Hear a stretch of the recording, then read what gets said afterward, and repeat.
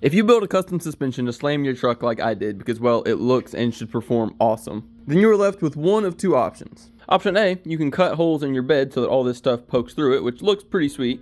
Or option B, you can take and raise the entire floor of your bed, that way it still covers everything nicely, like I did. Now in my previous videos, I've been calling this a body drop, and that is technically incorrect. While the process is the same, they are done for two different reasons. With an actual body drop, you leave the floor where it's at and you lower the panels down around it to drop the body. Whereas this is technically a bed raise and my panels are staying where they're at and the floor has came up. There's been some confusion in the comments before, so I just wanted to clear that up. But since the bed floor has been raised, in my case about 5¼ inches, that means where the bed mounts to the frame also needs to get raised up that 5¼ inches. So let's build some risers.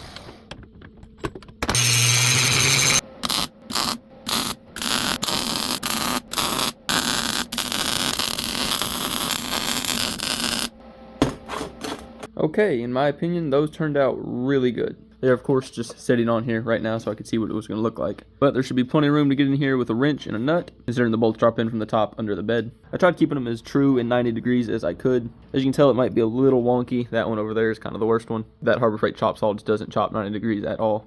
Now I think the best way to do this is to go ahead and take all of these, bolt them to the bottom of the bed, and then set the bed down with these attached. That way I can position the bed exactly where it needs to be. Whereas if I were to tack it in place now, the bed would be where it's going to be. And there's a good chance I'm not going to get it lined up perfect first shot. But like I've said before, I'm doing this once and I want to do it right the first time. So it's worth taking my time going back and forth making sure everything is perfect. However, I am going to have to call it for this video, so make sure you follow me if you want to see me put that bed back on its home.